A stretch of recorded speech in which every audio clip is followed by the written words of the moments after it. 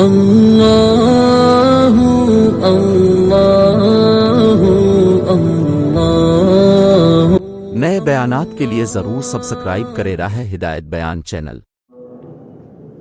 الحمد لله نحمده ونستعينه ونستغفره ونؤمن به ونتوكل عليه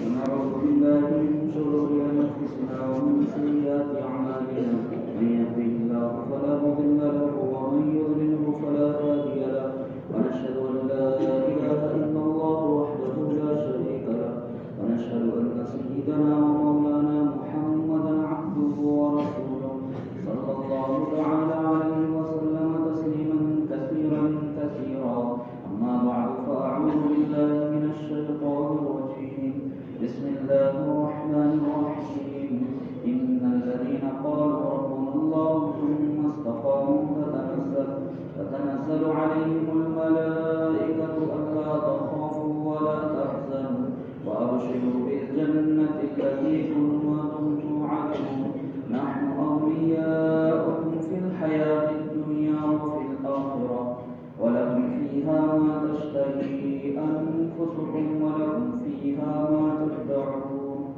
نزلا من غفور رحيم ومن أحسن قولا ممن دعا إلى الله وعمل صالحا وقال إنني من المسلمين صدق الله العظيم۔ محترم بھائی اور دوستو، اللہ تبارک تعالیٰ نے دنیا کے اندر متضاد چیزیں پیدا کی۔ دنیا میں جو چیزیں ہیں وہ ایک دوسرے کے متضاد ہیں، ایک دوسرے کے مقابل۔ وَجَعَلْنَا وَمِن كُلِّ شَيْءٍ خَلَقْنَا زَوْجَيْنِ لَعَلَّكُمْ تَذَكَّرُونَ، اور ہر چیز کو ہم نے ایک دوسرے کے مقابل اور متضاد پیدا کیا ہے تاکہ تم نصیحت حاصل کرو۔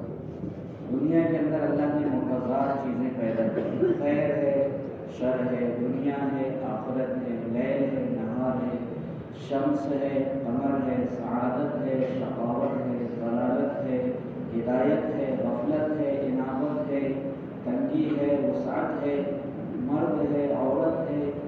اس طرح دنیا کے اندر اللہ تبارک و تعالی نے متضاد چیزیں پیدا کی ہیں۔ یہ اللہ کی حکمت ہے اور اللہ تبارک تعالیٰ فرما رہے ہیں اس کے ذریعے سے تم نصیحت حاصل کرو۔ تو دنیا کے اندر اللہ نے خیر بھی پیدا کی ہے اور دنیا کے اندر اللہ نے شر بھی پیدا کی ہے، اور ان دونوں کا جو منبع ہے اس کو اچھی طرح انسانوں کو اللہ نے سمجھا دیا ہے۔ فَأَلْهَمَهَا فُجُورَهَا وَتَقْوَاهَا، ہم نے انسان کو گناہ بھی واضح کر کے سمجھا دیا اور نیکیاں بھی واضح کر کے سمجھا، الہام کر دیا اس کے اندر، جس کی تفسیر علماء نے کی ہے کہ وضاحت کے ساتھ بیان کہ یہ فجور ہے اور یہ نیکی اور تقویٰ ہے۔ فجور شرور کی بنیاد ہے اور نیکی یہ خیر کی بنیاد ہے۔ شرور کہاں سے نکلتے ہیں؟ فجور سے، گناہوں سے، اور نیکیوں سے خیر نکلتی ہے۔ اور ہمیں یہ تعلیم دی گئی ہے کہ ہم شرور سے پناہ مانگیں، شرور سے بچیں اور خیر کو طلب کریں۔ کیا کریں؟ ہم خیر کو طلب کریں، کیونکہ شر انسان کو نقصان پہنچاتا ہے اور خیر انسان کو نفع پہنچاتا ہے۔ اس لیے جب نبی کریم صلی اللہ علیہ وسلم پر جادو کیا لبید ابن اعصم نے، ایک بچہ تھا یہودی جو نبی کریم صلی اللہ علیہ وسلم کی خدمت کیا کرتا تھا۔ لبید ابن اعصم یہ یہودی منافق تھا، اس نے اس بچے کے ذریعے حضور پاک صلی اللہ علیہ وسلم کی کنگھی اور آپ کے بال مبارک منگوا کر ایک تانت پر 11 گرہیں باندھ کر اس نے نبی کریم صلی اللہ علیہ وسلم پر جادو کیا۔ اس جادو کے توڑ کے لیے اللہ تبارک و تعالیٰ نے معوذتین یعنی قل اعوذ برب الفلق اور قل اعوذ برب الناس یہ صورتیں نازل کی۔ علامہ ابن قیم رحمۃ اللہ علیہ فرماتے ہیں کہ سورہ فلق میں دنیاوی شرور سے پناہ مانگنا اللہ نے ہمیں سکھلایا ہے، اور سورہ ناس میں اخروی شرور سے پناہ مانگنا اللہ نے سکھلایا۔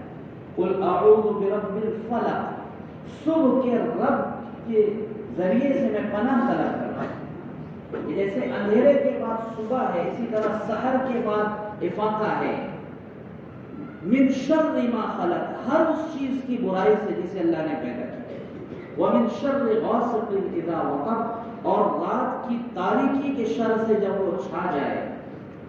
ومن شر النفاثات فی العقد، اور گرہوں میں پھونک لگانے والی عورتوں کے شر سے.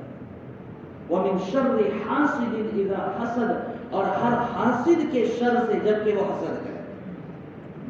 یہ حدیث کے اندر آتا ہے ہر نعمت دیا ہوا محسود ہے، ہر نعمت دیا ہوا حسد کیا ہوا ہے. اس لیے بلا وجہ اپنی نعمتوں کو بہت ظاہر نہیں کرتے رہنا چاہیے، ورنہ حاسدوں کا شر ایسی بری چیز ہے کہ اس سے پناہ کرنا مانگنے کا حکم گویا کہ تعلیم دی گئی. اور سورہ ناس کے اندر اخروی شرور سے پناہ مانگنا سکھلایا گیا ہے. اور ان چیزوں سے پناہ کا حاصل ہونا علماء کہتے ہیں کھانے پینے اور لباس سے بھی زیادہ ہر انسان کے لیے ضروری ہے. شرور کے اندر گرفتار ہو جائے گا، چاہے دنیاوی ہو یا اخروی ہو، تو نہ کھانے کا مزہ ہے، نہ پینے کا، نہ لباس کا، زندگی اجیرن بن کر رہ جاتی ہے. اس لیے شرور سے پناہ مانگنا ہمیں سکھلایا گیا ہے، چیزوں سے، مخلوق سے، یہاں تک کہ اپنے نفس کے شر. اللہم الہمنی رشدی واعذنی من شر نفسی، اللہ میرے رشد و ہدایت کا مجھ پر الہام فرما اور میرے نفس کے شر سے میری حفاظت فرما. جانور کے شر سے پناہ مانگنا سکھلایا گیا کہ اللہ میں اپنے نفس کے شر سے اور ہر اس مخلوق کے شر سے تیری پناہ طلب کرتا ہوں. انت آخذ بناصیتیہا، جس کی پیشانی تیرے قبضے ہو. اللہم انی اعوذ بک من شر نفسی ومن شر کل دابۃ انت آخذ بناصیتیہا، اللہ میں اپنے نفس کے شر سے بھی تیری پناہ طلب کرتا ہوں اور ہر اس مخلوق کے شر سے تیری پناہ طلب کرتا ہوں جس کی پیشانی تیرے قبضے ہو. اور خیر کا طلب کرنا ہمیں اس کی تعلیم دی گئی. نبی کریم صلی اللہ علیہ وسلم خود اللہ سے مانگا کرتے تھے اللہم انی اسألک من الخیر کلہ عاجلہ وآجلہ ما علمنا منہ وما لم نعلم. اے اللہ ہر خیر کا تجھ سے سوال کرتے ہیں، جو جلدی آنے والی ہے اس کا بھی اور جو دیر سے آنے والی ہے اس کا بھی. وأعوذ بک من شر کلہ عاجلہ وآجلہ ما علمنا منہ وما لم نعلم، اور ہر شر سے تیری پناہ طلب کرتے ہیں، جو جلدی آنے والی ہے اس سے بھی اور جو دیر سے آنے والی ہے اس سے بھی. شداد ابن اوس رضی اللہ تعالیٰ فرماتے ہیں جب لوگ سونے چاندی کو ذخیرہ کر کے رکھنے لگے تو تم ان کلمات کو ذخیرہ کر کے رکھنا.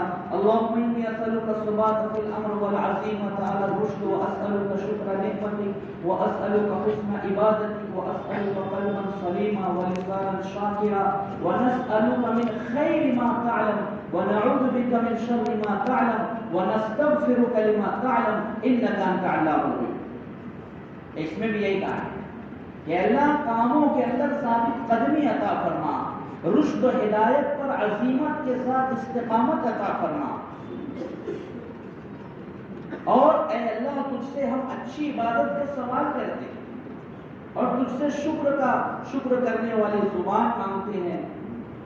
اور اس کے اندر یہ ہے کہ ہر وہ خیر مانگتے ہیں جو تو جانتا ہے اور ہر اس شر سے پناہ طلب کرتے ہیں جسے تو جانتا ہے اور ہر اس گناہ سے معافی مانگتے ہیں جسے تو جانتا ہے، تو ہی غیر کا جاننے والا. شرور سے پناہ مانگنا یہ ہمیں سکھلایا گیا ہے، خیر کا طلب کرنا یہ ہمیں سکھلایا گیا ہے. کیونکہ شر اگر انسان کی زندگی میں ہوگا تو پھر وہ بہت بے چین رہے. خیر کا ہونا زندگی کے اندر یہ بہت زیادہ ضروری ہے. خیر تو بہت ساری ہے لیکن نبی کریم صلی اللہ علیہ وسلم کی جو صفات ہیں جس کے ذریعے سے اللہ تعالیٰ نے دیگر انبیاء پر آپ کو ممتاز کیا ہے، اس میں ایک صفت ہے نبی صلی اللہ علیہ وسلم کی اوتیت جوامع الکلم، مجھے جامع کلمات عطا کیے. یعنی دریا بکوزہ اللہ کے نبی صلی اللہ علیہ وسلم کی باتیں ایسی ہوتی ہیں گویا کہ دریا کو سمیٹ کر پیالے میں رکھ دیا گیا. ایسی جامع باتیں، ایسی جامع کلمات، ایسی جامع تعلیمات، ایسے جامع ارشادات نبی کریم صلی اللہ علیہ وسلم نے اپنی امت کے لیے ارشاد فرمائے. تو نبی کریم صلی اللہ علیہ وسلم کے پاس ایک دیہاتی صحابی ہے، کہا اللہ کے نبی مجھے کچھ کلمات سکھلا دیجیے جسے میں کہتا رہوں۔ تو نبی صلی اللہ علیہ وسلم نے ارشاد فرمایا تم یہ کہا کرو لا الہ الا اللہ وحدہ لا شریک لہ الحمدللہ کثیرا سبحان اللہ رب العالمین الحمدللہ کثیرا سبحان اللہ رب العالمین ولا حول ولا قوة الا باللہ العزیز الحکیم۔ تو انہوں نے کہا کہ نبی صلی اللہ علیہ وسلم سے کہا کہ اللہ کے نبی یہ کلمات تو میرے رب کی تعریف کے لیے ہیں، مجھے ایسے کلمات بتلائیے جو مجھے نفع دیں۔ تو نبی صلی اللہ علیہ وسلم نے فرمایا تم یہ کہا اللہم اغفر لی وارحمنی واہدنی وارزقنی وعافنی۔ تم اللہ سے 5 چیزیں مانگو، مغفرت مانگو، رحمت مانگو، ہدایت مانگو، رزق مانگو اور عافیت مانگو۔ نبی صلی اللہ علیہ وسلم نے فرمایا تجمع ہؤلاء دنیاک و آخرتک، یہ کلمات تمہارے لیے دنیا اور آخرت کی خیر و بھلائی کو جمع کر دیں گے۔ یہ کلمات تمہارے لیے دنیا اور آخرت کی بھلائی کو جمع کر دیں گے۔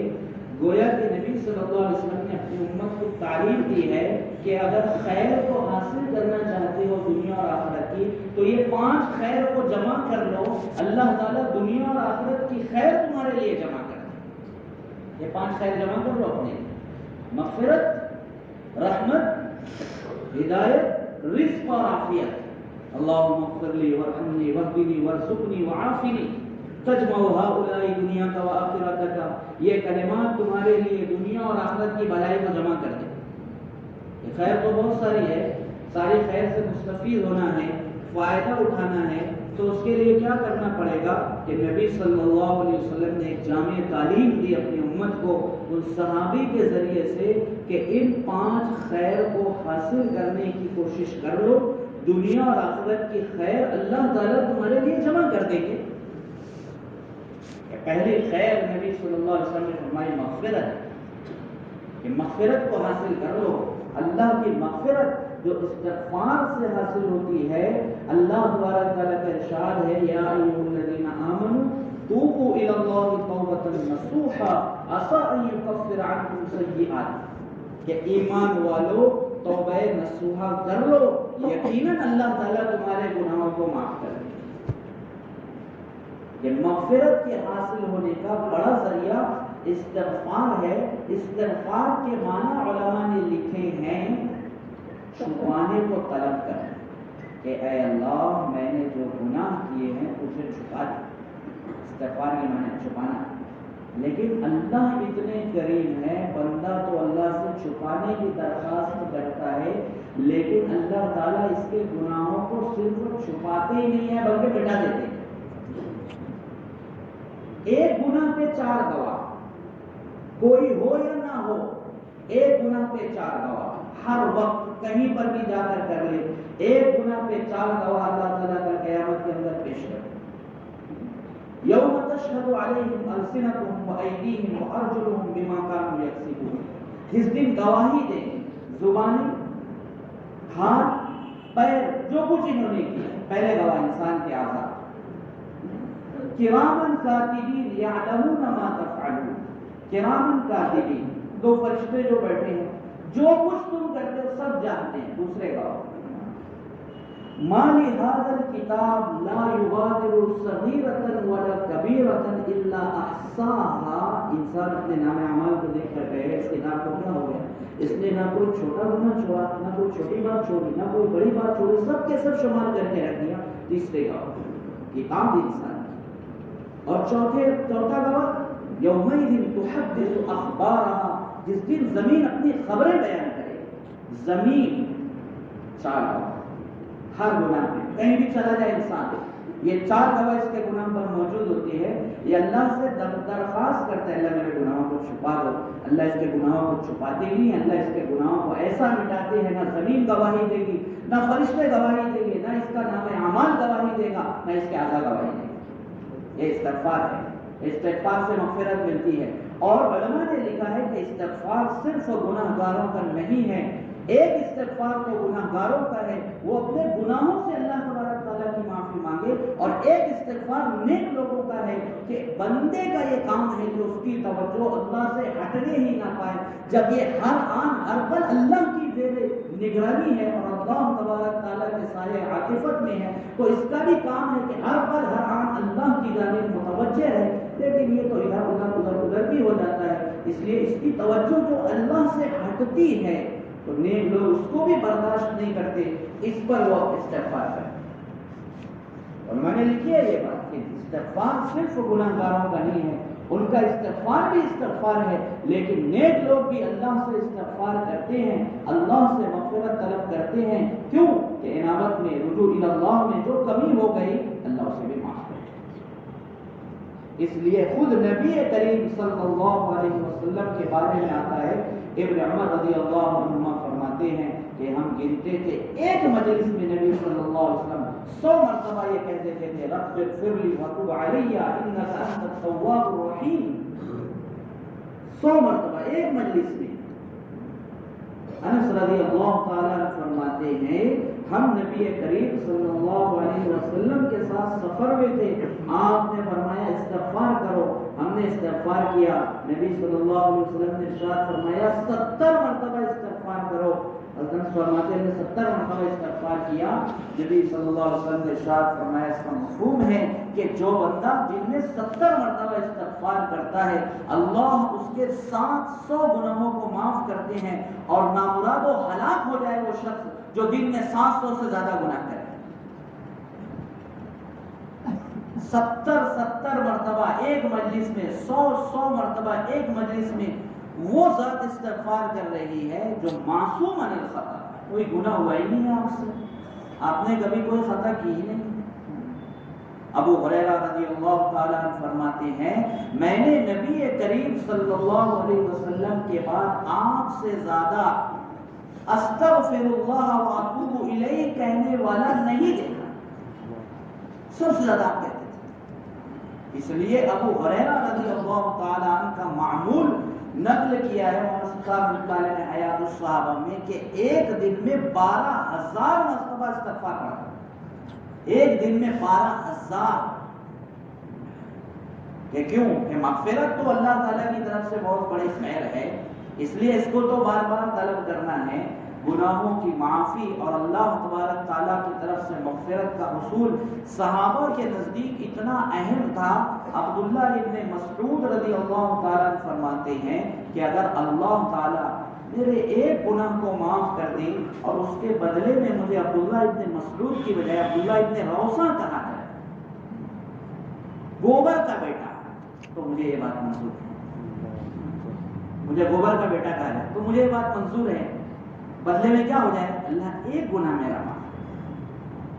ایسی اہمیت تھی صحابہ کے یہاں مغفرت کے حصول کی، اور صحابہ اس قدر طالب تھے کہ اللہ تبارک تعالیٰ ان کی مغفرت کرتے۔ اس کے لیے دوستو بہت زیادہ ضروری ہے اور بہت اہم خیر ہے یہ بات کہ ہر آدمی کتنا ہی نیک کیوں نہ ہو جائے، وہ نبی سے تو آگے نہیں بڑھ سکتا، وہ صحابہ سے تو آگے نہیں بڑھ سکتا، وہ کثرت کے ساتھ اللہ سے استغفار کرے، اور استغفار کرنے میں صرف زبان سے استغفار کے کلمات کا کہنا جو ہے وہ کافی نہیں ہے، بلکہ روایت کے اندر آتا ہے انما التوبۃ الندم، توبہ ندامت کا نام ہے۔ انسان کو اپنے گناہ پر شرمندگی ہونی چاہیے، پشیمانی ہونی چاہیے، یہ اس کی توبہ کے لیے ضروری ہے، اور اس کے اندر اس بات کا عزم مصمم ہونا چاہیے کہ وہ اب اس گناہ کو دوبارہ نہیں کرے گا، وہ اس گناہ کو دوبارہ نہیں کرے گا۔ یہ ضروری ہے کہ دل سے ندامت ہو، شرمندگی ہو، اور عزم مصمم ہو کہ آئندہ اس گناہ کو نہیں کرے گا، اور اس عزم کی تکمیل کے لیے اور اس کی تتمیم کے لیے یہ بات ضروری ہے کہ انسان اس ماحول کو چھوڑ دے جس ماحول میں رہنے کی وجہ سے اس سے گناہ ہو۔ ابو لبابہ رضی اللہ تعالیٰ عنہ سے نبی کریم صلی اللہ علیہ وسلم کا ایک راز ظاہر ہوا کہ انہوں نے یہود کو بتا دیا کہ نبی صلی اللہ علیہ وسلم تمہارے بارے میں آپ کا یہ فیصلہ ہے، تو ان کو بڑا افسوس ہوا، انہوں نے جا کے ستون سے اپنے آپ کو باندھ لیا، واقعہ جانتے ہیں سر، بندے رہے تقریباً 7 دنوں تک، اور پھر جب ان کی توبہ قبول ہوئی اور اللہ کے نبی صلی اللہ علیہ وسلم نے کو کھولا، کیونکہ اللہ کے نبی کے یہود کے محلے میں رہنے کی وجہ سے مجھ سے یہ غلطی کہ میں ان کے محلے میں رہتا تھا، ان سے تعلقات ہو گئے، ان سے روابط بڑھ گئے، اب ان کا رونا دھونا دیکھ کر دل میں نرمی آ گئی، رحمت کا جذبہ آ گیا، اور میں نے انہیں بتلا دیا، اس لیے میں اس محلے کو چھوڑ دیا یا اس محلے میں نہیں رہوں تاکہ میں اپنے عزم پر جمع رہوں، ڈٹا رہوں، میں اس محلے چھوڑ دوں، میں اس محلے میں نہیں رہوں۔ علماء نے لکھا ہے کہ رسول اللہ صلی اللہ علیہ وسلم کو زلیخا نے رسول اللہ صلی اللہ علیہ وسلم کو گناہ کی طرف بلایا، آپ نے فوراً، آپ کو تو پورا عزم ہو ہی گیا تھا گناہ سے بچنے کا، لیکن فوراً اس جگہ کو چھوڑا ہے اور آپ بھاگے ہیں، دروازے کی طرف بھاگے ہیں، گناہ کی جگہ کو چھوڑا ہے تاکہ عزم کے اوپر پختگی رہے، عزم کے اندر کوئی طرح کی جو ہے ڈھیل اور سستی نہ پیدا ہو جائے، کہ فوراً انہوں نے اپنی جگہ کو چھوڑا ہے اور دروازے کی طرف بھاگے۔ مغفرت کے حصول کے لیے اللہ تبارک تعالیٰ سے استغفار کرنا ہے، اور نیک لوگوں کو بھی کرنا ہے اور گناہگاروں کو بھی کرنا ہے، ندامت بھی ہونا ضروری ہے اور عزم مصمم بھی ہونا ضروری ہے، اور اپنے عزم کو مزید مؤکد کرنے کے لیے ان جگہوں کو بھی چھوڑنا ضروری ہے جن جگہوں پر رہ کر گناہ ہو رہے ہیں۔ دوستو، جتنا اس خیر کی طلب کریں گے اللہ تعالیٰ اتنا ہی نوازیں گے۔ حدیث کے اندر آتا ہے کہ جو شخص یہ چاہے کہ اس کا نام اعمال اس کو خوش کر دے، نبی صلی اللہ علیہ وسلم نے فرمایا نا کہ یہ کلمات تیرے لیے دنیا آخرت کی بھلائی جمع کریں گے، تو استغفار کے دنیاوی فائدے وہ بھی حدیث کے اندر آتے ہیں۔ من لزم الاستغفار جعل اللہ من كل ضيق مخرجا ومن كل هم فرجا ويرزقه من حيث لا يحتسب۔ استغفار کا لازم پکڑنے والا اللہ ہر تنگی سے راستہ نکالیں گے، ہر غم سے نجات دیں گے، ایسی جگہ سے روزی دیں گے جہاں سے روزی ملنے کا کوئی امکان نہ ہو۔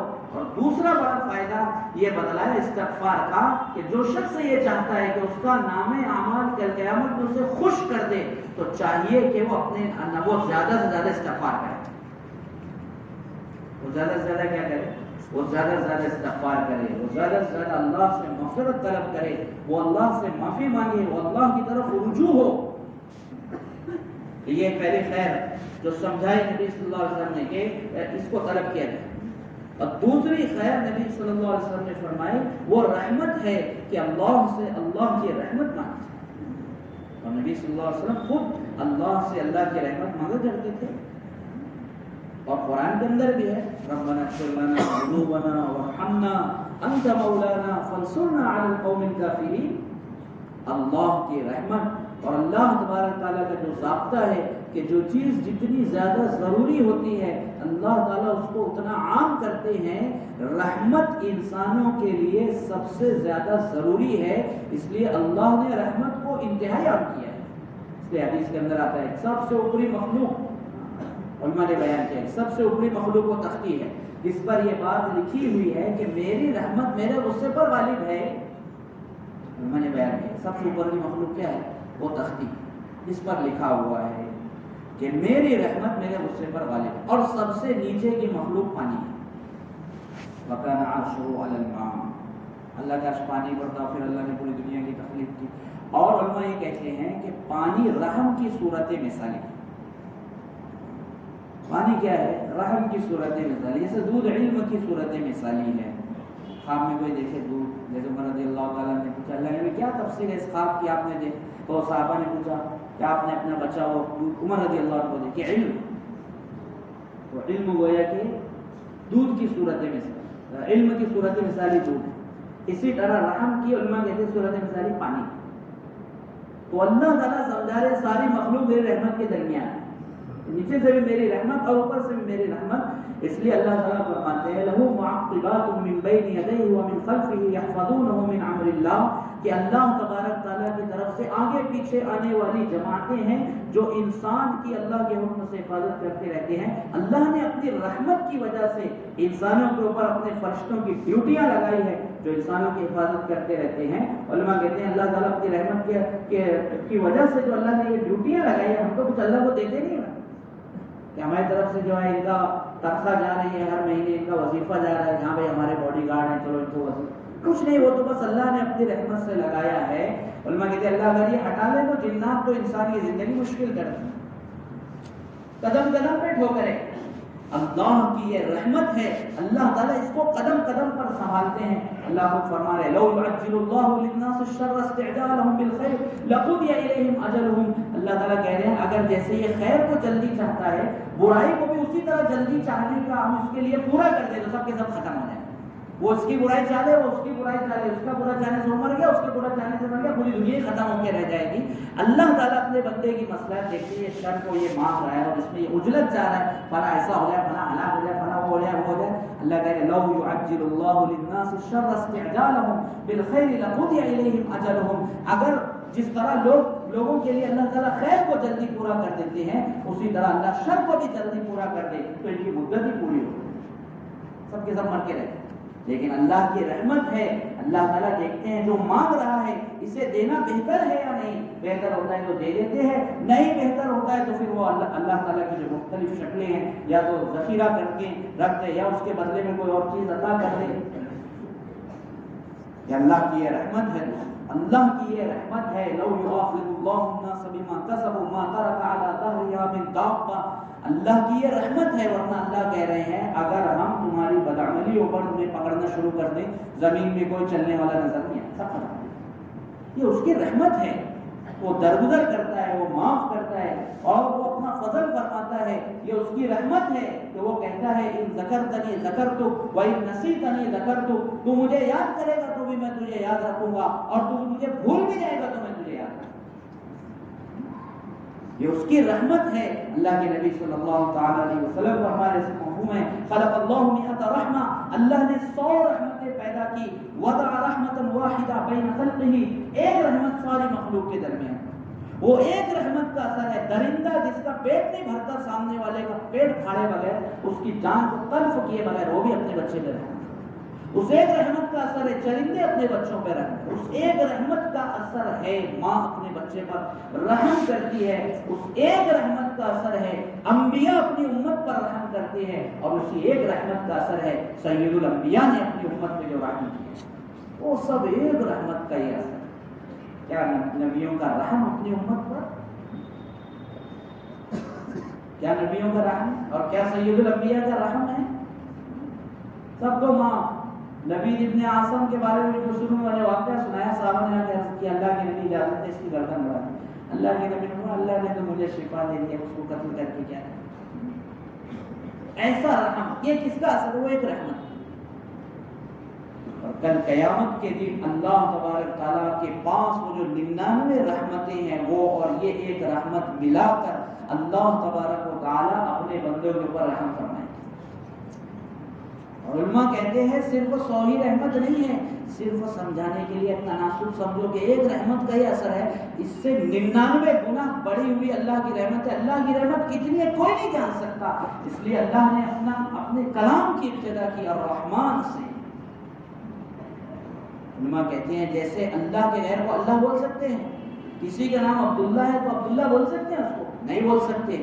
اسی طرح کسی کا نام عبد الرحمن ہے تو اس کو رحمان نہیں بول سکتے، ورنہ بولنے والا بھی گناہگار، سننے والا بھی۔ قل ادعوا اللہ او ادعوا الرحمن ایما تدعوا فلہ الاسماء الحسنى، تم اللہ کہہ کر پکارو یا رحمان کہہ کر پکارو۔ علماء نے یہاں سے مسئلہ نہیں دیکھو، اللہ کے غیر کو اللہ بول سکتے، کوئی بولے گا عبداللہ، کوئی بولے گا اے اللہ ادھر آ، بیوقوف ہو گئے کیسے؟ لیکن لوگ یہ غلطی کرتے ہیں کہ عبد الرحمن کو صرف رحمان بولتے ہیں۔ علماء کہتے ہیں نہیں بول سکتے، جیسے اللہ کے غیر کو تم اللہ نہیں بول سکتے، اللہ کے غیر کو تم رحمان نہیں بول سکتے، کیونکہ رحمان رحم کی اس انتہا کو بتاتا ہے جو غیر اللہ کے لیے ہو ہی نہیں سکتی، غیر اللہ کے لیے ہو ہی نہیں سکتی۔ اور اللہ کی رحمت کے حاصل کرنے کا سب سے یقینی سبب اور ذریعہ کیا ہے؟ اطیعوا اللہ و اطیعوا الرسول لعلکم ترحمون، تم اللہ اور اس کے رسول کی اطاعت کرو تاکہ تم پہ رحم کیا جائے۔ مسلمان کو اللہ کی رحمت اللہ اور اس کے رسول کی اطاعت سے ملے گی، اس کے آگے جا کر بھیک مانگنے سے نہیں ملے گی۔ ہمارے مسئلہ حل کر دو، ہمارے اوپر کرو، ہم یہ ادھر پچھڑے ادھر پچھڑے، یہ وہ سب دو نمبر کی چیزیں ہیں۔ مسلمان پر اللہ رحم نہیں کریں گے تو کوئی رحم نہیں کر سکتا، اور مسلمان اگر چاہتا ہے کہ اللہ مجھ پر رحم کرے تو اس کا یقینی راستہ اللہ نے بتایا، تم اللہ اور اس کے رسول کی اطاعت کرو۔ اللہ نے تمہیں اپنی جوار رحمت میں لے لیا تو پھر کون ہے تمہارے اوپر زیادتی کرنے والا؟ تو اللہ کی رحمت کو حاصل کرنے کا یقینی سبب اور ذریعہ جو ہے وہ ہے اللہ کی اور اس کے رسول صلی اللہ علیہ وسلم کی اطاعت۔ اللہ کہہ رہے ہیں اطیعوا اللہ واطیعوا الرسول لعلکم ترحمون، کہ تم اللہ کی اطاعت کرو اور رسول اللہ صلی اللہ علیہ وسلم کی اطاعت کرو تاکہ تم پر رحم کیا جائے۔ دوسری بڑی خیر جو انسان کے لیے دنیا اور آخرت کی خیر کو جمع کر دے گی وہ ہے اللہ کی رحمت کی طلب اور اس کے حصول کی کوشش۔ اور تیسرا فرمایا ہدایت، تیسرا فرمایا ہدایت۔ ہدایت علماء لکھتے ہیں ہدایت ہر فرد انسان کے لیے سب سے بڑی ضرورت ہے۔ ہر فرد انسان، صرف ایمان والے کے لیے نہیں، ہر فرد بشر کے لیے، ہر انسان کے لیے ہدایت سب سے بڑی ضرورت ہے۔ قرآن کو اللہ نے کس لیے اتارا؟ ہدایت کے لیے اتارا۔ پوری کتابوں کا خلاصہ قرآن، پورے قرآن کا خلاصہ سورہ فاتحہ۔ سورہ فاتحہ دعا ہے اور اس میں کیا مانگا سکھایا ہے؟ ہدایت۔ پہلی 3 آیتیں تعریف، اس کے بعد کی ایک آیت اظہار عجز و بندگی، ایاک نعبد و ایاک نستعین۔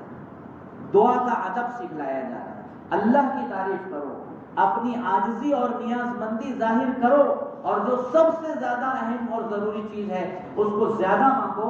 اور اہدنا جمع کے صیغے سے ذکر کر کے علماء کہتے ہیں اپنے لیے بھی مانگو، سب کے لیے مانگو۔ اپنی اپنی فکر کرنا اس امت کے خبیر میں نہیں ہے، سب کے لیے مانگو۔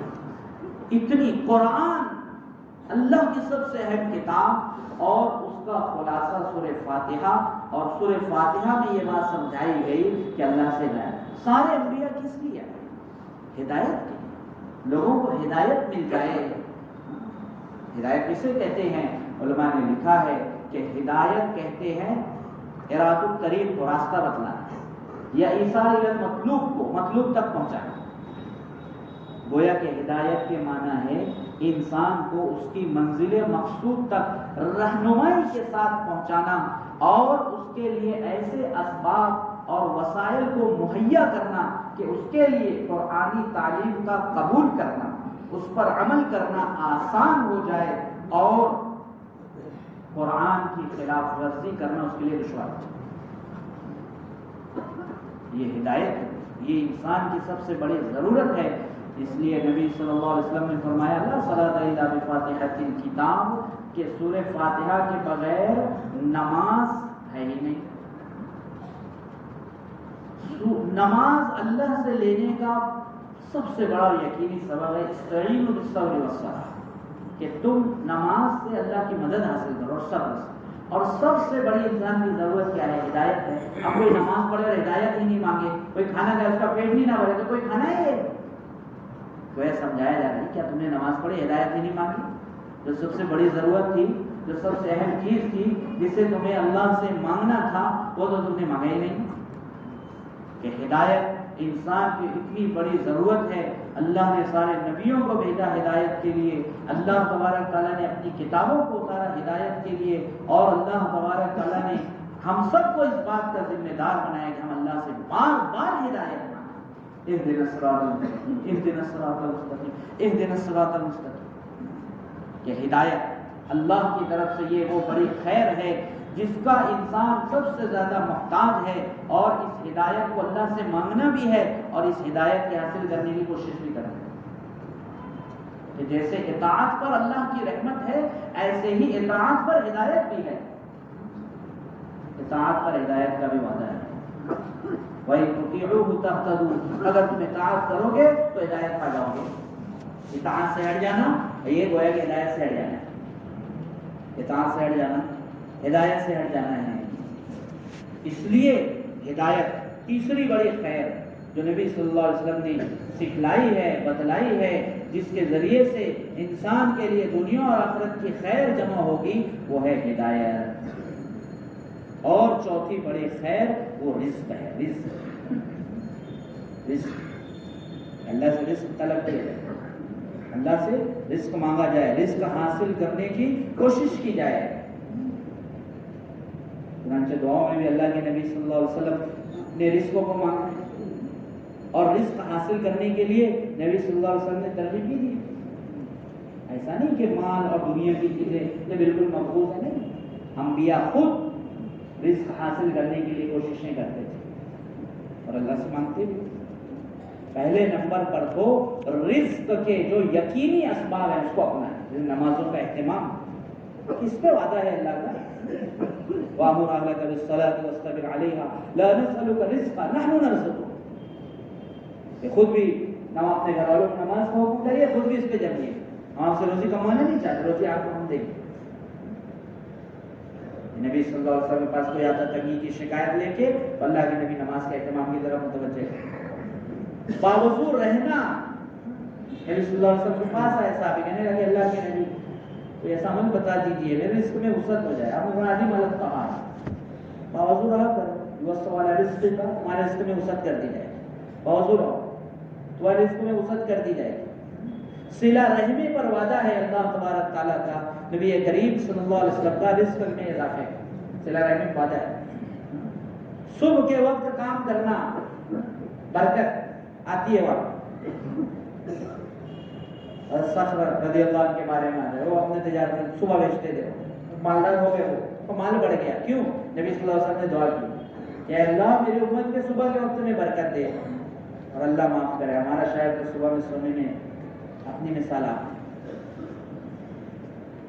جبکہ نبی صلی اللہ علیہ وسلم کیا دعا کرنے، اے اللہ میری امت کے صبح کے وقت میں برکت عطا کرے، روزی میں برکت کہیں صبح صبح کا۔ اور اسی طرح سے اشراق کا چاشت کا اہتمام ہے، اور اسی طرح سے استغفار کی کثرت ہے، اسی طرح سے تقوی کا اہتمام ہے۔ وَمَن يَتَّقِ اللَّهَ يَجْعَلْ لَهُ مَخْرَجًا وَيَرْزُقْهُ مِنْ حَيْثُ لَا يَحْتَسِبُ، یہ اور اسی کے ساتھ ساتھ جو اللہ تبارک تعالیٰ نے دنیا کے اندر اسباب معیشت پیدا کی اس کو اپنا انبیاء نے اپنایا ہے۔ نبی صلی اللہ علیہ وسلم کے بارے میں آتا ہے باع واشترا، آجرا واستاجرا، ضاربا وشارکا، وکلا وتوکلا۔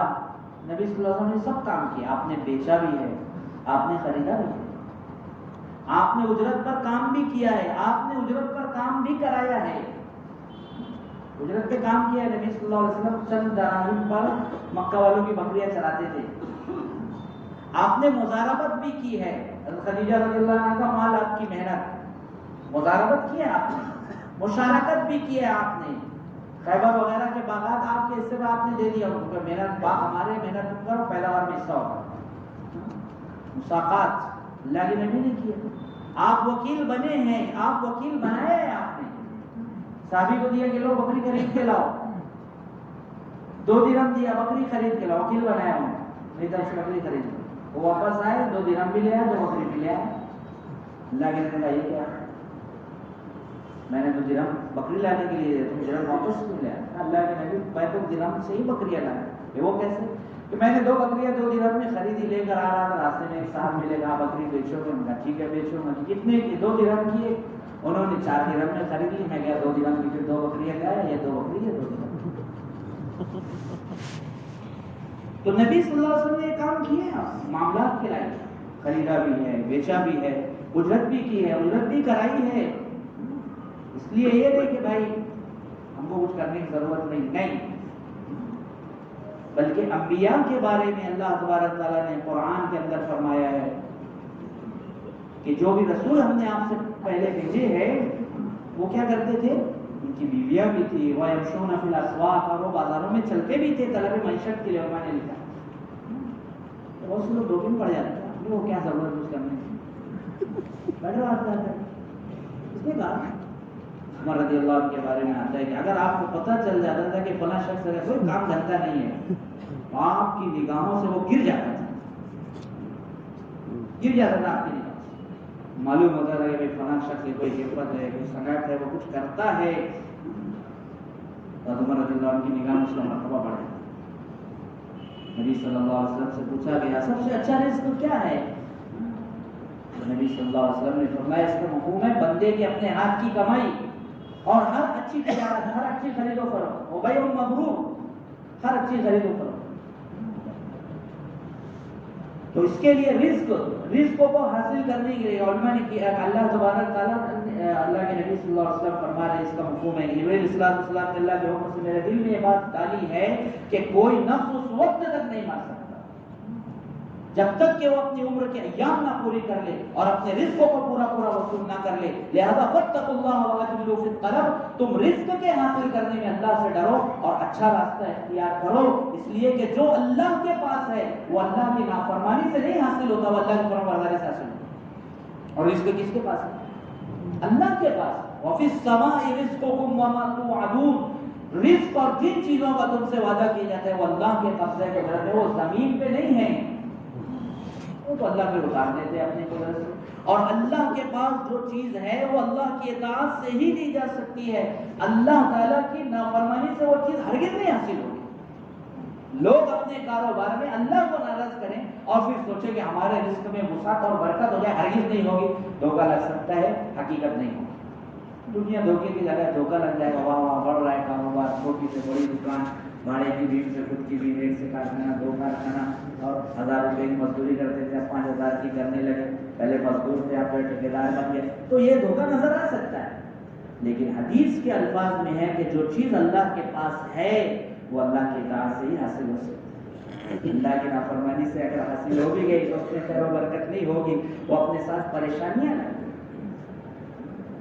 تو دوستو رزق کی طلب، اور علماء نے لکھا ہے کہ طلب کے اندر 4 باتوں کا خیال کرنا ضروری ہے. کام وہ کرے جو اللہ نے حلال کرا، حرام ذریعے سے رزق حاصل کرنا یہ اجملوا فی الطلب کے اندر داخل نہیں ہے. نیت کو صحیح رکھے،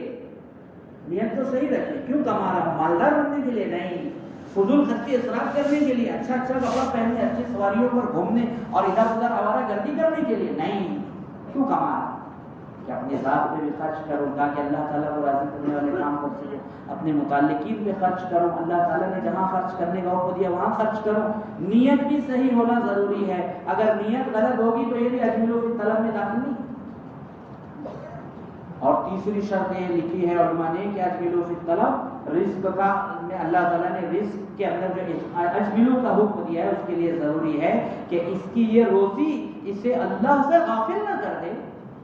ایسا کاروبار میں لگے ہیں، ایسا محنت میں لگے ہیں، غافل ایک دم دھن سوار کر لیا اپنے، یہ غافل ہو گئے کہ نہیں، ایسا بھی نہیں، غفلت نہیں. اور چوتھی شرط یہ لکھی ہے کہ یہ اس کا ذریعہ معاش اسے واجبات سے نہ روکے، اسے اللہ تعالیٰ کی حدود سے نہ روکے، یہ اللہ کی حدود کو توڑے بھی نہ اس میں پڑھ کر، اور یہ اللہ تعالیٰ کی حدود کو قائم کرنے سے بھی غافل نہ.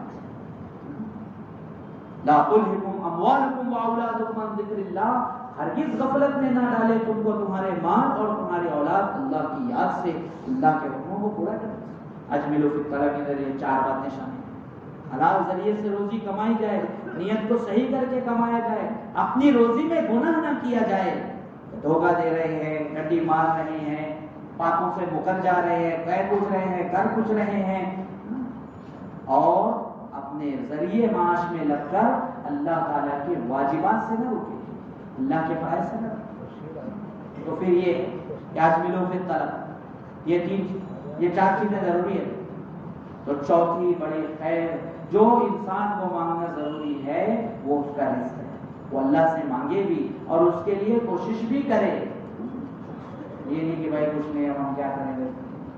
انبیاء نے کوشش، آدم علیہ السلام کے بارے میں آتا ہے، آدم علیہ السلام نے زراعت اختیار کی، نوح علیہ السلام نجار تھے، آپ بڑھئی تھے، ادریس علیہ السلام خیاط تھے، درزی تھے آپ، اور سلیمان علیہ السلام، داؤد علیہ السلام کے بارے میں لکھا ہے کہ وہ حداد تھے، لوہار.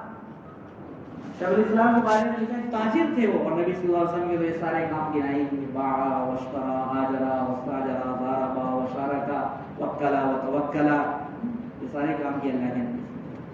لیکن وہ 4 شرطیں بھی ضروری ہیں. نہیں کہ لگے ہیں کام میں، اللہ کے راستے میں جانے کا وقت نہیں، نمازی کی نہیں فرصت نہیں، تلاوت کی نہیں، ذکر کی نہیں، دین سے غافل ہو گئے. یہ ایسی روزی میں لگنا مطلوب نہیں، بلکہ یہ تو پھر اس کے لیے بجائے خیر کے شر بن جائے. اور 5ویں خیر جو نبی صلی اللہ علیہ وسلم سے واقعیت ہے، عافیت، عافیت کسے کہتے ہیں؟ جسمانی اور قلبی سکون، اس کی جو ہے اس کے معنی لکھے لغت کے کہ عافیت کہتے ہیں جسمانی اور قلبی سکون۔ عافیت اتنی اہم چیز ہے۔ ابو بکر رضی اللہ تعالیٰ عنہ کیا ارشاد فرمایا منبر پر کھڑے ہو گئے کہ اللہ تعالیٰ سے عافیت مانگو۔ ایمان کے بعد جو سب سے افضل چیز دی گئی وہ عافیت۔ اللہ کے نبی صلی اللہ علیہ وسلم کے پاس ایک دیہاتی ہے، اللہ کے نبی مجھے کچھ سکھلا دیجیے۔ اللہ کے نبی نے فرمایا اللہ تعالیٰ سے دنیا اور آخرت کی عافیت مانگو۔ تو چلے گئے، دوسرے دن پھر اللہ کے نبی مجھے کچھ سکھلا دیجیے۔ اللہ کے نبی نے پھر کہا اللہ تعالیٰ سے دنیا اور آخرت کی عافیت مانگو۔ پھر تیسری مرتبہ ہوا ہے، انہوں نے یہی سوال کیا، اللہ کے نبی صلی اللہ علیہ وسلم نے یہی جواب دیا۔ اللہ کے نبی نے سمجھایا عافیت کا حصول کتنا ضروری ہے۔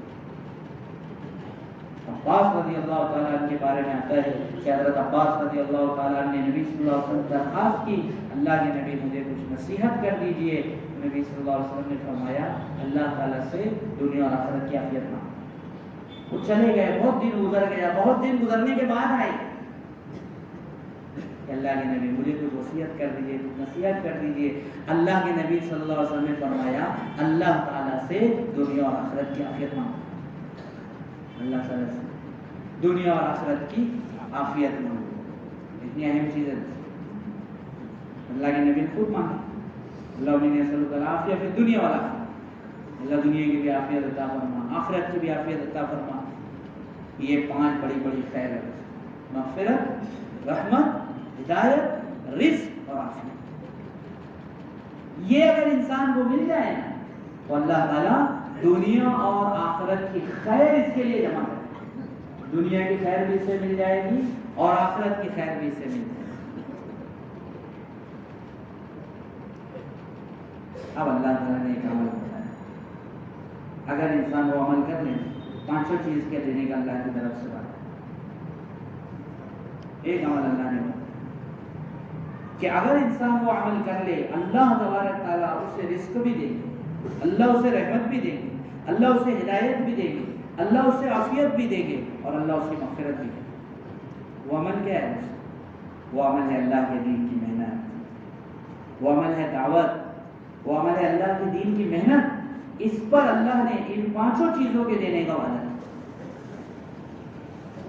اللہ تعالیٰ کا ارشاد ہے ان الذین آمنوا وهاجروا وجاهدوا في سبيل الله والذين آووا ونصروا اولئک هم المؤمنون حقا لهم مغفرة ورزق کریم۔ جو لوگ ایمان لائے، انہوں نے ہجرت کی،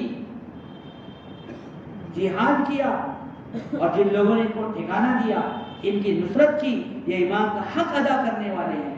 اولئک لهم مغفرة، اللہ کہہ رہے ہیں ان کے لیے مغفرت، ورزق کریم، اور ان کے لیے کریم رزق، رزق کریم اللہ دیں گے، ذلیل کر کے روزی نہیں دیں گے، اللہ عزت والی روزی دیں گے اللہ تبارک تعالیٰ۔ اللہ کا وعدہ ہے دین کی محنت پر مغفرت کا بھی، اللہ کا وعدہ ہے دین کی محنت پر رزق کریم دینے کا، اللہ کا وعدہ ہے دین کی محنت پر ہدایت دینے کا۔ والذین جاہدوا فینا لنہدینہم سبلنا، جو ہمارے راستے میں مجاہدہ کرے گا ہم اسے ضرور ہدایت دیں گے۔ اللہ کا وعدہ ہے ہدایت دینے کا، دین کی محنت پر، دعوت کی محنت پر اللہ کا وعدہ ہے ہم ضرور بھی ضرور ہدایت دیں گے۔ مغفرت ہو گئی، رزق بھی ہو گیا، ہدایت بھی ہو گئی، رحمت۔ ان الذين آمنوا وهاجروا وجاهدوا في سبيل الله بأموالهم وأنفسهم أولئك أعظم درجة عند الله وأولئك هم الفائزون يبشرهم ربهم برحمة ورضوان وجنات لهم فيها نعيم مقيم۔ جو لوگ ایمان لائے، انہوں نے اللہ کے راستے میں اپنے جان اور مال سے ہجرت کی، یہ اللہ کے نزدیک سب سے بڑے درجے والے ہیں، اور یہ لوگ یقیناً کامیاب ہوں گے۔ ان کا رب انہیں بشارت دے رہا ہے اپنی رحمت کی اور اپنی رضا کی اور ایسی جنت کی جس میں ہمیشہ رہنے والی نعمتیں ان کے لیے۔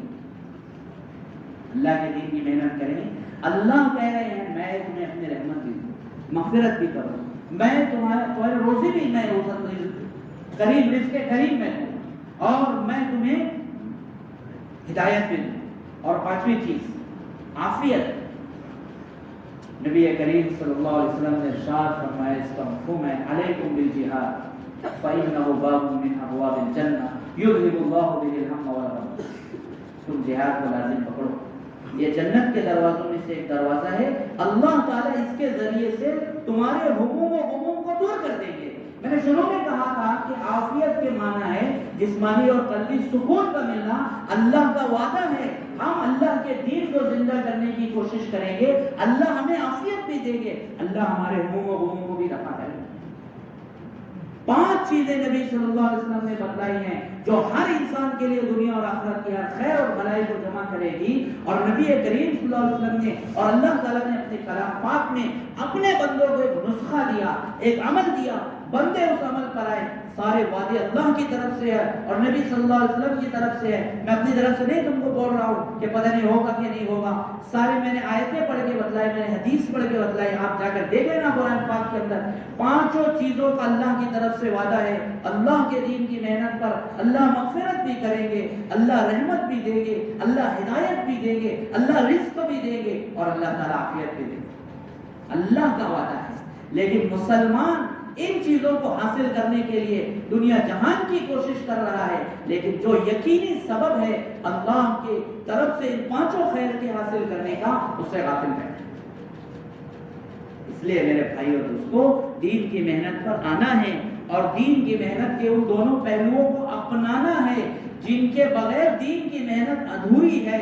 दीन की मेहनत करने वाले असल हुजूर पाक सल्लल्लाहु अलैहि वसल्लम और सहाबा हैं। और सहाबा की जिन 2 जमातों का तज़किरा कुरान पाक के अंदर बड़ी सराहत और वजाहत से मिलता है, वो है मुहाजिरीन और अंसार। मुहाजिरीन हिजरत करने वाले, अंसार नुसरत करने वाले। इसका ये मतलब नहीं है कि मुहाजिरीन ने नुसरत नहीं की और अंसार ने हिजरत नहीं की। नहीं, ये हिजरत के वस्फ में मुमताज हैं, नुसरत इन्होंने भी की है और ये नुसरत के वस्फ में मुमताज हैं। हिजरत ये भी करते, ये भी अपना वतन छोड़ के जाते थे अल्लाह के रास्ते में, अल्लाह के दीन को जिंदा करने के लिए। बदर में मुहाजिर साहबा से ज्यादा अंसार साहबा शहीद हुए हैं और भी दीगर जंगों के अंदर अंसार शुहदा की तादाद वो मुहाजिरीन से ज्यादा होती थी। अंसार भी अल्लाह के रास्ते में निकलते थे, मुहाजिरीन भी दीन की नुसरत करते थे। इसलिए दोस्तों, हिजरत और नुसरत मिलकर दावत का मुकम्मल अमल बनता है। सिर्फ मकाम पर रहकर मेहनत करने से भी दावत का पूरा हक अदा नहीं होगा। और सिर्फ खुरूज किया जाए और मकाम पर रहकर मस्जिद को आबाद करने की और एक एक बंदे की खुशामद करके अल्लाह से जोड़ने की फिक्र नहीं की जाएगी तो दावत का अमल मुकम्मल नहीं होगा। इसलिए अल्लाह के रास्ते में हिजरत भी करना है और अल्लाह के दीन की नुसरत भी करना है, अल्लाह के घरों को आबाद करने की फिक्रें भी करना है और अल्लाह के रास्ते में अपने घर और वतन को छोड़ के निकलना है। इसलिए फरमाते हैं कि दीन की मेहनत का क़याम वो अल्लाह के रास्ते का खुरूज है। हम अल्लाह के रास्ते का खुरूज करें। लोग समझते हैं अल्लाह के रास्ते में जाएंगे तो कारोबार का क्या होगा, घर-बार का क्या होगा, बीवी का क्या होगा, बच्चों का क्या होगा। अरे सारी खैर तो अल्लाह जमा करेगा और अल्लाह तो वादा कर रहे हैं और अल्लाह झूठे तो नहीं है। इसलिए मेरे भाई और दोस्तों, अल्लाह के रास्ते में निकलना है, कुर्बानियां देना है। कुर्बानी के बगैर अल्लाह के दीन की मेहनत हो ही नहीं सकती। अगर होनी होती तो फिर ये नहीं कहा जाता अशद्दुल बलाई अल अंबिया सुम्मल अमसल फल अमसल, कि सबसे ज्यादा आजमाइशों और कुर्बानी में अंबिया है कि जो उनसे जितना करें वो कुर्बानी उतना है। सिद्दीक अकबर को नबियों के बाद सबसे बड़ा मर्तबा क्यों मिला है कि नबियों के बाद सबसे ज्यादा कुर्बानी दी है आपने। बगैर कुर्बानी के कुर्बे रब्बानी नहीं मिल सकता, बगैर कुर्बानी के दावत का हक नहीं अदा हो सकता और दावत का हक नहीं अदा करेंगे। इस नमाज के बारे में है ना, जो नमाज अल्लाह से करीब ना करे वो अल्लाह से दूर कर देती है। तो ये ज़ाब्ता समझना याद रखना चाहिए। जो कुर्बानी, जो दावत, जो दीन की मेहनत अल्लाह से करीब नहीं कर रही है, डरना चाहिए अल्लाह से बहुत दूर कर देंगे। इसलिए कहते हैं निजामुद्दीन में कि अल्लाह पीछे करेगा ना, पीछे चले जाएंगे, नजर भी नहीं आएंगे। इसलिए मेरे भाइयों दोस्तों, अल्लाह के रास्ते में निकलना है, कुर्बानियां पेश करनी है। अल्लाह तबारक ताला अपने फजल से दुनिया और आखिरत की खैर को हमारे लिए जमा करके बताएं। इसके लिए भाइयों दोस्तों देखो, कुर्बानी देने वाले दे रहे हैं। सहाबा तो सहाबा थे, अल्लाह ने आज के दौर में भी ऐसे लोगों को खड़ा کر دیا کیسے کیسے قربانیوں سے لوگ نکل رہے ہیں اور کتنی بڑی بڑی قربانیاں دے رہے ہیں. ابھی پورا گیا جو سنے ہوں گے سال کی جو جماعتیں کام کر کے آئے اور جو بیرون کام کر کے آ رہی ہے اور جو مسئولات کی جماعتیں کام کر کے آ رہی ہیں وہ سب ہمارے سامنے. وہ صرف اس لیے نہیں ہے کہ اور ایسا ہے بہت ویسا ہے پھر کیا ہے چلو اپنا کاروبار اپنی دکان اپنا کام دھندا. یہ اس کے لیے نہیں کارگزاریاں سنائی جاتی دوستو, یہ تحریض کے لیے ہوتی ہے. اپنے اندر بھی شوق و جذبہ پیدا کرے جو صلاحیت ان کے اندر ہے جو صفت ان کے اندر ہے. بلکہ علماء کہتے ہیں جو صفت صحابہ کے اندر تھی اللہ نے وہ صفت رکھی ہے. دیکھو دنیا کو کہاں سے ترقی کر کے کہاں پہنچا دیا گیا. صحابہ کے بارے میں سنتے ہیں کہ ایسا اور ایسا اور ایسا تو سمجھ میں نہیں آتا ہے. آج دنیا کی ترقی لوگوں نے اپنی صلاحیت لگا کے دنیا کہاں سے کہاں پہنچا دی کہ صحابہ کو بتایا جاتا ہے تم مدینہ سے مکہ پہنچنے میں اتنے دن لگا دیے وہ ہندوستان سے لوگ 4-5 گھنٹے میں پہنچ جائیں گے. تو ان کو سمجھ میں نہیں آتی اس وقت یہ بات. جیسے آج لوگوں کو سمجھ میں نہیں آتی کہ ان کا قرآن سننے فرشتے کیسے آ جاتے تھے, ان کی عیادت کے لیے فرشتے کیسے آ جاتے تھے, ان کی مدد کے لیے آسمان سے فرشتے کیسے آ جاتے تھے. جیسے انسان نے اپنی صلاحیتوں کو دنیا پر لگا کر جو ان کے لیے ناممکن تھا ان کو ممکن بنا دیا, انہوں نے اپنی صلاحیت کو اللہ کے دین پر لگا کر جو آج کے کمزور ایمان والوں کو ناممکن نظر آ رہا ہے وہ انہوں نے ممکن بنا کے بتایا. صلاحیتیں اللہ نے آج بھی رکھی ہے دوستو.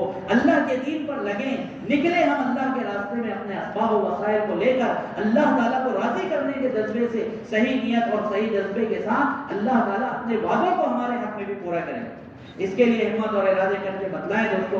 جو حضرات 3 مرتبہ 4 ماہ لگا کے بیرون کی نیت کریں اور جن کا جو 4 ماہ نہیں لگائے وہ پہلے کی دوسرے کی تیسرے کی نیت کر کے بتائیں دوستو. جلدی جلدی بتائیں, ہمت کریں, ارادہ کریں.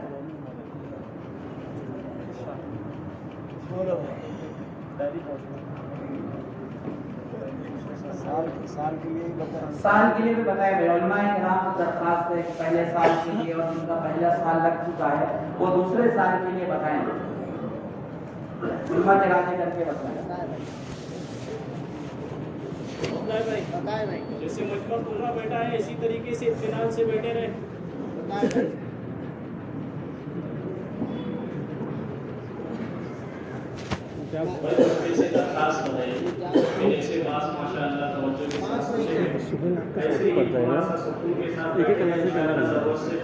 سال آگے یہ ابھی آخری ہے, اس کے بعد رہے گا نا تھوڑا سا آپ لوگ ملتے جلتے رہیں گے. میرا نواز سلطان ورزیکل لڑکا ہے, 2-3 مرتبہ وہی ملاقات ہوئی. سب کیا بولتا ہے کیا ظاہر میں جاؤں تو ہاں تو کرتا ہے لیکن ہاں تو کرتا ہے مطلب میرے اکرام میں تو نہیں کرتا. اب آپ لوگ کریں گے تو کھل کے سامنے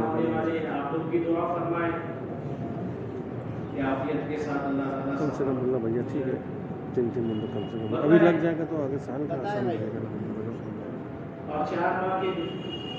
آپ کے رشتے دار ہاں میرا بہن کا نواز ہے, میرا بھی نواز ہے.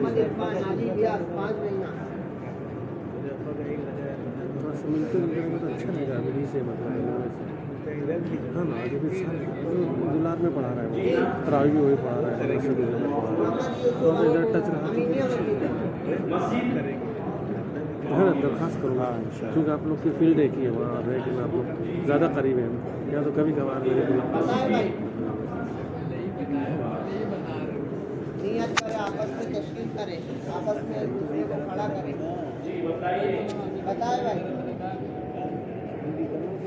تھوڑا سا جانے والے سے درخواست